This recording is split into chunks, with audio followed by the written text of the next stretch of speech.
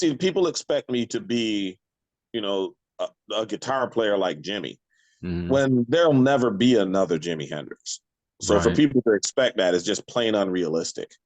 But, for what I do, I'm good at. But at the same time, I'm actually more of a vocalist than I'm a guitar player, even though I'm a decent guitar player too.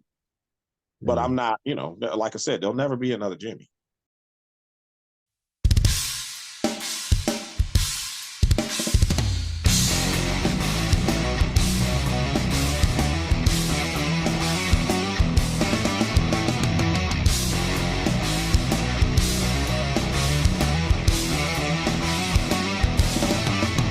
Here I come again to save the day.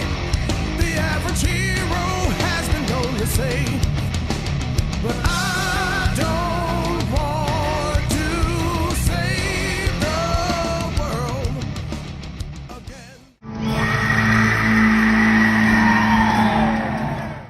again. Listen to the vibes.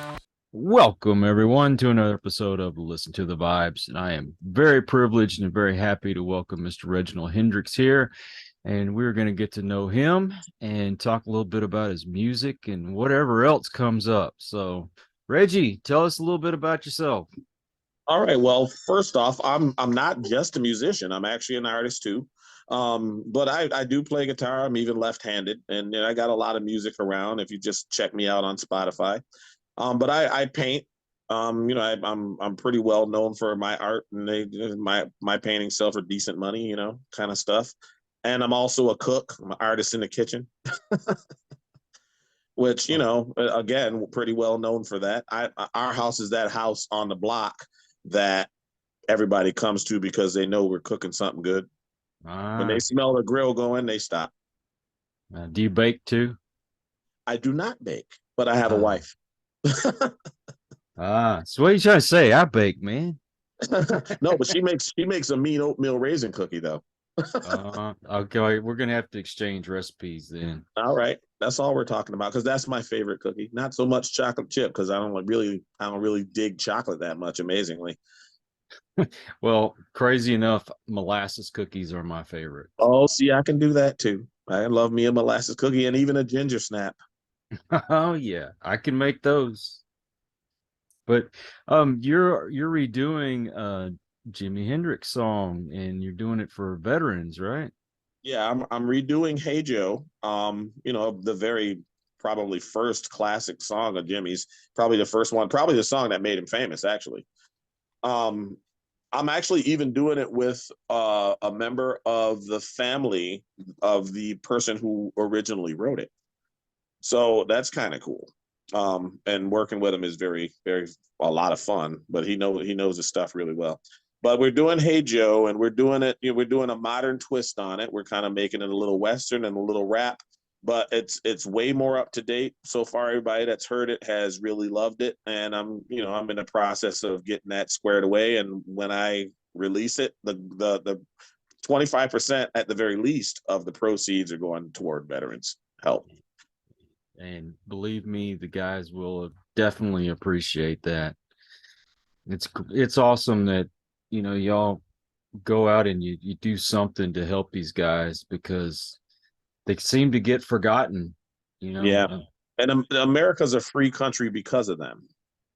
Exactly. And all I can ever do is say thank you. And if I can do something to express to them how grateful I am that I was born in this great country, then I'm happy to do it. Mhm.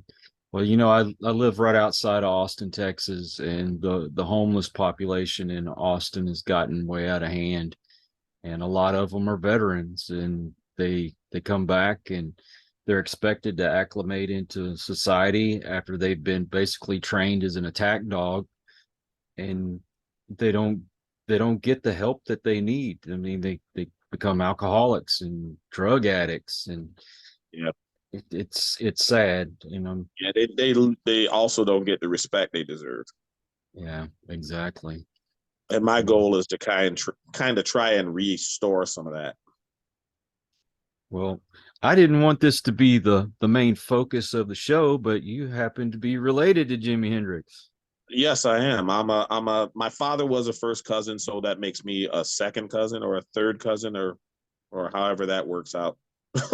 A once removed, or I don't know how that works, but but that, yeah, bloodline for sure. Well, do you think it was expected of you to be a musician because of your last name? No, actually, my father told me when I started painting and playing guitar that I should get myself a trade. You know, go be a machinist or something because at least you'll make some money. And like when I started painting pictures, even though I was reasonably good at it, he said, they don't call them starving artists for nothing, and he wasn't wrong. So I kind of listened to that, I've been a machinist, and he's not wrong. Until you find a way to make money at your craft, then you have to do something. You got to live. Yeah. Yeah, I tried my hand at being an artist when I wasn't working for the city, but you're right. There's a reason they call them starving artists. Right. And don't get me wrong, I'm at the point now where I can say that I make decent money with my paintings. So, he wasn't wrong because it took a while to get where I am. So I needed to do something in the meantime. You have small kids and you gotta take care of them. Need a roof over your head. They need food in their bellies. Yeah, them darn things, they expect us to feed them. I know, right? And put clothes on their back. God, I man. know, right? Dogs are easier. They got clothes on their back already. So how long have you been playing music? Since I was probably about 10. Uh, So it's been easily 30 years. and and how many albums have you put out? I've only put out one so far, but I mean, I have like random stuff floating around, like I did a Hendrix tribute album for Lion Records. I did not the whole album, but I did Bold as Love, this its spirit lives on. You could actually find that on iTunes. I think if you look the right way, you can find it. My album now of the Regi Hendrix project is on Spotify. It's literally on every platform you can find now. But that was that, and oddly, as much as I hate to say this, that album was just a collection of stuff that I had in my computer, and it had been in there for a while. And my producer actually told me, why don't you just put this stuff out? Because, people need to know you exist. And so I Yeah. did that for the sake of doing that while I work on another one. Well, He wasn't wrong. He wasn't yeah, wrong. I have seen quite a few clips of you on YouTube, and you are very talented to say the least. Thank you. And do you worry maybe sometimes people will maybe look at you more for your name, or I mean, Well, because it you are happens a lot. talented. It Yeah. happens a lot. But see, people expect me to be, a guitar player like Jimmy, Mhm. when there'll never be another Jimi Hendrix. So for Right. people to expect that is just plain unrealistic. But, for what I do, I'm good at. But at the same time, I'm actually more of a vocalist than I'm a guitar player, even though I'm a decent guitar player too. But Yeah. I'm not, like I said, there'll never be another Jimmy. Right. Well, you see, like Jason Bonham, son of probably one of the best drummers in the world, but he's talented in his own right. He doesn't need his Yep. last name. And And Wolfgang Van Halen too. I don't know if you've seen his stuff, but Wolfgang he's a monster, but in his own right. But not even yeah, so much of a guitar player per se. He is just a talented musician overall. He's a great yeah. songwriter and a great just performer. He's just really amazing.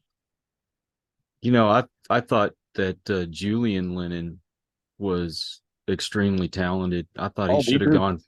he should have went further than what he did. I He, agree. And I think that the reason that he was kind of stifled was just because of everybody's expectation of him to be his dad. yeah. That's truly unrealistic. I mean, the guy had his own style. I mean, granted, he sounded a lot like his dad. Yeah, he did, and even looked a lot like him. But I think therein lies Mm, the problem: is that people expect that when they see that. So it's kind of tough to get rid of that stigma unless you just keep pushing through it and come up with something that's so uniquely you until people don't have a choice but to let go and believe in you instead and stop comparing you to your father or to whoever your ancestor happens to be that was that guy. Yeah, that can be a plus, but it can also be a dagger at the same time. Oh, it's definitely a double-edged sword for sure. And it's the Yeah. same as me when, technology has changed a lot when it comes to playing guitar. I mean, there's all kinds of things that Jimmy didn't have access to. So, of course, I'm going to sound different. Mm-hmm. Yeah. Well, just imagine if he was still around today with the technology that we have and all the different effects. Yeah. And, interesting, how people always ask the question of, what do you think Jimmy would be doing today if he was still alive? And some people have said to me that I'm the answer to that question, that because based on the technology being what it is today and me understanding it because I was born in it, that I'm the next natural progression of what would have happened in his head. I don't know if I necessarily agree with that, but it kind of makes some sense. I want to say you have your own talent, that's for sure. Whether whether you say they think that you should carry that on, maybe. Right. I mean, it definitely doesn't hurt, but I think the problem, like you say, is people expecting me to walk in his shoes. And I think that, I just have my own agenda, so to speak. And my agenda is, is art in any form. So that's why I paint. That's also why I play music, but I also write and I also cook because it's all creation. You know what I mean? Well, I talked to your manager. I think I was on LinkedIn, and he sent me a clip from Fender. So you got an endorsement from Fender? Yep. Based on a video that we did, it started off at one of my songs, but it didn't end up being one. But we intentionally, very very intentionally focused that at them because, and then when I talked to them, they actually said these words to me, which actually makes a lot of sense. They said, without Jimmy, we wouldn't even have jobs. So whatever you need, you let us know. Oh wow. Yeah. So that was very cool. I watched your clips, man. Like this guy's got it. I'm hoping that everybody gets to hear this, especially you doing something for the veterans. Got this new song. I'm ready and anxious to hear how this is gonna sound. Well, I'm doing final mixing and mastering this week, and probably by the end of next week, I'll probably have something to send you. Are you going to be working on an album soon? Oh yeah, actually, that song's going to be on the album, but I figured I'd release it first so it can, do what it needs to do for the veterans as well, and even draw some attention to the album as it comes out song by song. You naturally just loved rock music, I'm assuming. Oh yeah, I mean, well, like anybody else, I kind of grew up in church. I was singing and gospel singing and stuff like that, even as a little kid. Then you pick up a guitar and somehow it feels natural in your hands, and because I've never taken any real lessons. I mean, I don't even know how to read music, but I honestly feel like music is not a thought. Music is more of a feeling. So if I can convey what I feel the same way that I do when I paint, it's just colors, it's just colors, it's feelings, it comes together the way you need it to feel, not the way you need it to sound. Right. And this is going to be kind of like love songs or just whatever comes out of your gut? No, I'm so not a love song dude. I mean, don't get me wrong, I like instrumental stuff, Joe Satriani, Steve Vai, I mean, and Gary Howe, all kinds of cool stuff. I mean, really amazing guitar players. And in my opinion, I think I'm going to leave that to the people who know how to do it. But I'm also a blues guitar player because you can't, music is founded on the blues. So blues and whatever. It's kind of like a new genre, if you ask me, kind of a blues fusion thing that I'm doing. Because Yeah. there's other genres involved. There's, progressive rock. There's some jazz stuff. There's, it just, but feelings, licks in the song, not necessarily songs dedicated to a jazz feel or anything like that. It's just, you don't know what the mix is going to be, because just whatever is appropriate in the song is what comes out. Are you going to be doing the lyrics as well? Oh yeah, yeah. I mean, I write too, so I don't mean write songs. I mean write books. So I like the words also paint pictures. So it's another avenue of creation to me. Tell me about your books. Well, I wrote a book called Samwell.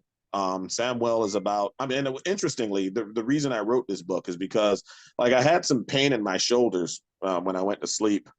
And you know how when you're sleeping and something bothers you in your sleep, your brain makes up a reason for it to happen.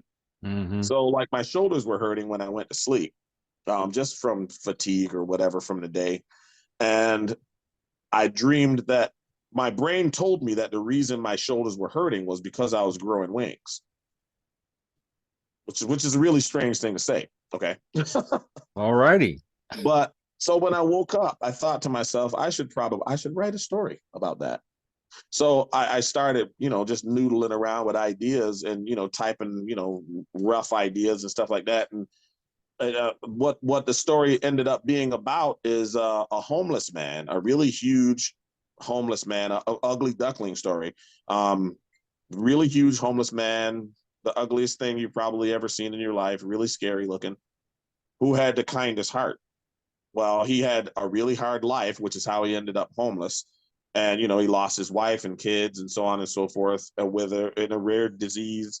And he just really wanted to see him again. So in his wanting to see them again, his desire to see them was so strong until he willed himself to grow wings, unbeknownst to himself. He didn't know. He thought he was sick when he really wasn't. Wow. He was just finding a way in his own head to be able to get to them. And so what I want to do with that book is kind of turn it into a series where he's kind of an urban superhero to a certain degree, because he's not going to be able to go to heaven, not without dying anyway, right? So right. even though he has these wings, he can still use them to help people. Write books, you paint. What style painting do you do, by the way? Well, I'm an acrylic artist, but I do portraits, really. I mean, I've done lots of pictures of Jimmy. I've done Marilyn Monroe and Keith Richards and I do random things too, like a bridge, just a long pier, just stuff, birds. Hold on one second. Let me grab one. Here, let's see how well you can see that without the glare. Oh, dude, that's nice. It's some birds and sunset, and it's from a photograph. That's nice, honestly. And that was just, I was painting another picture when I painted this. I needed a way to, just because the picture I was painting, the main focus picture was kind of taxing my brain at the time, and I needed to relax. So I relaxed by painting a simpler picture.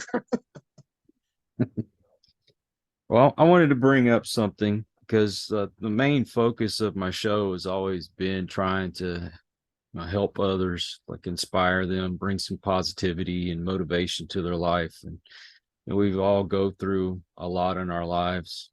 Myself, a lot of health issues and drug and alcohol problems. And what's been probably the biggest hurdle that you've had in your life?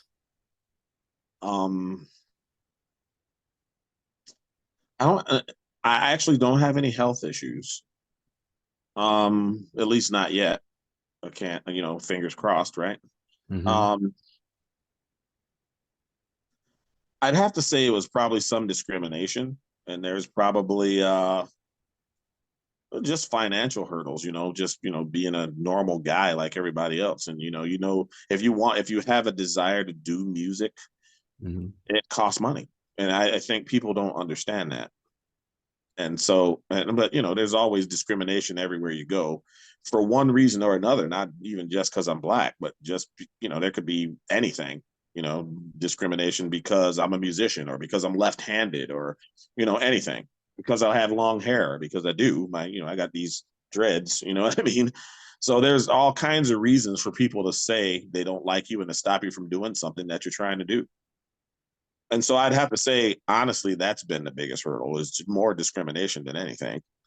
For us, we didn't have a lot of money, didn't live in the best house, and didn't live in the best neighborhood. I still don't live in the best house or the best neighborhood. I mean, I live in the middle of nowhere, literally. Right now, if I aim my phone out the window, you'll see there's nothing but mountains out there. Actually, it's kind of cool.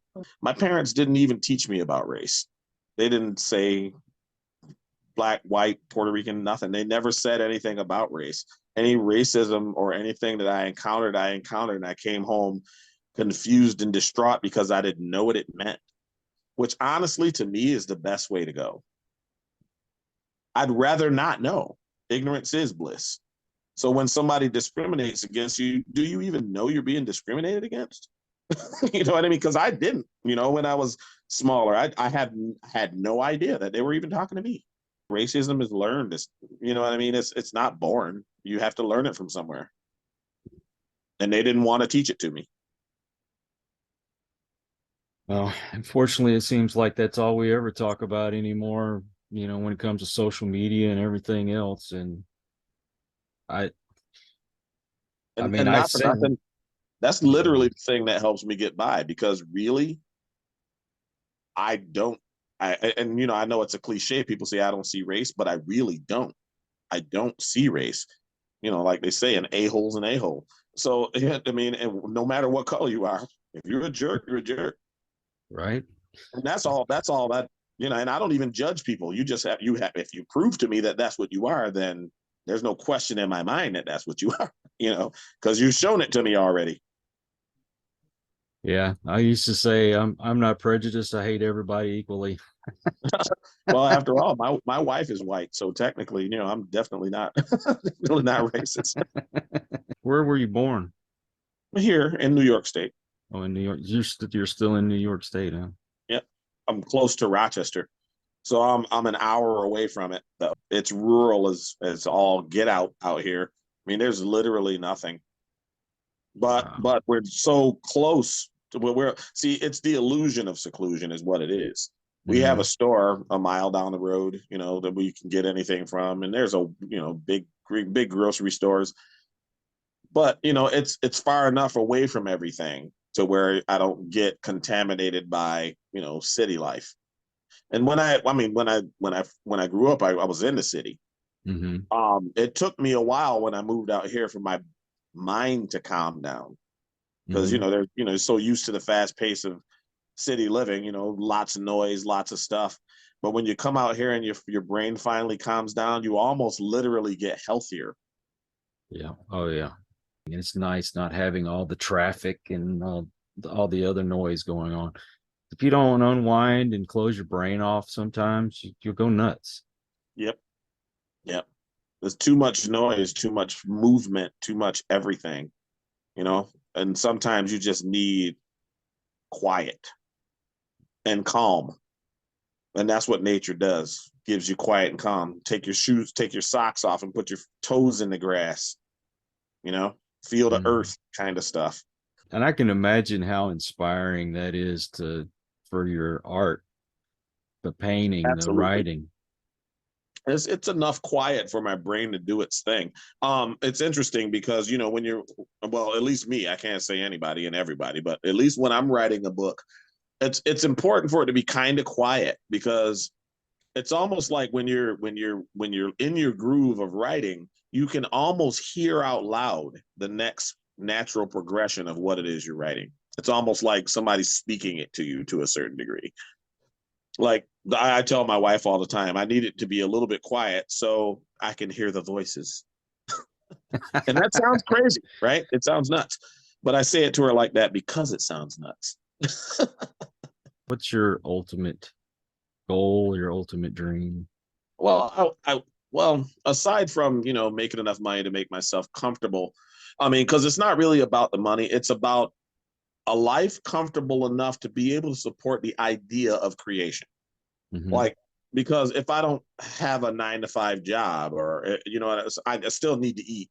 So my art and my music are my passions, and the writing and everything else I do are my passions. I just like to be in a space where that can just happen without having to worry about anything else. And I mean, because it's not about being rich and famous or anything like that.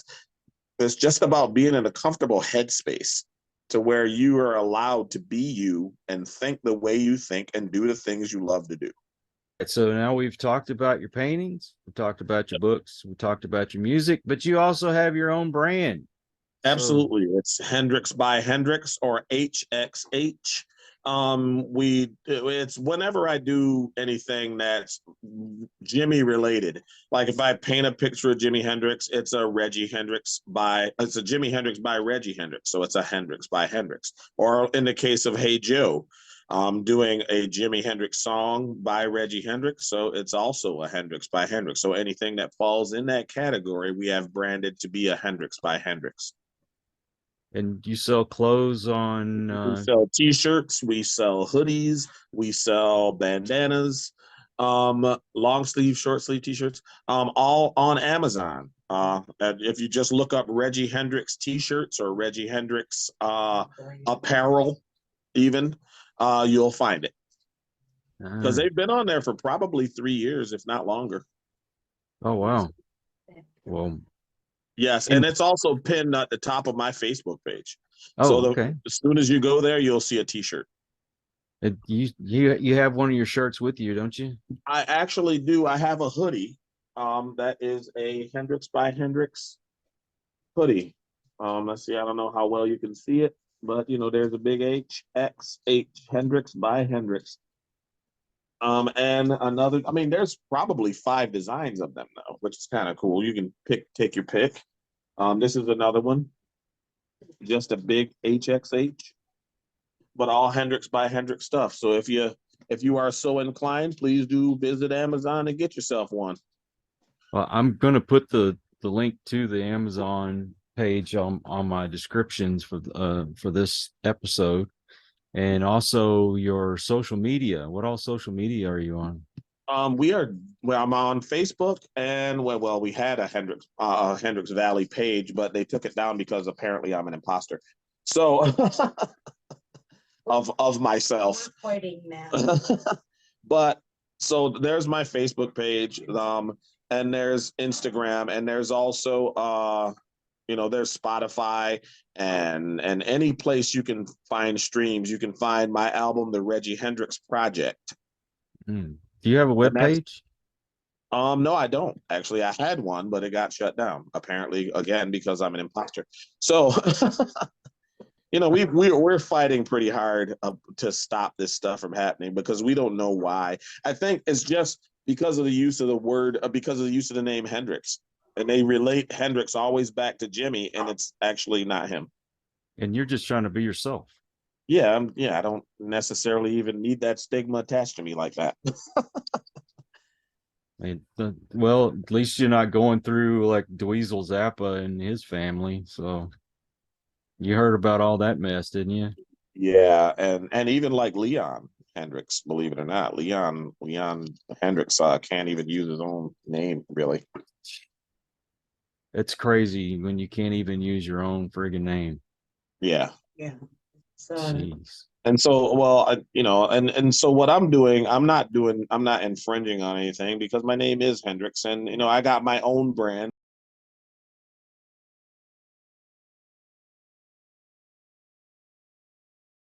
Is what it is. But the thing is that I'm not trying to step on any toes. I'm just doing what I do. Sorry, my name is Hendrix, really, if it's causing you that much trouble. So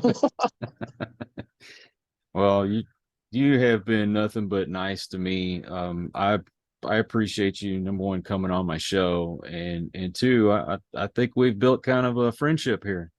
I have to agree with you, sir. You can keep in touch with me anytime. You call me anytime you want. I want to thank all of you. If you have stopped by this channel for the first time, I hope you'll come back, and please hit that subscribe button. For my regulars out there, You guys rock because you've made it possible for me to do this, and your support means everything in the world to me. And until the next one, everyone, please take care. Be kind to one another. God bless and peace. The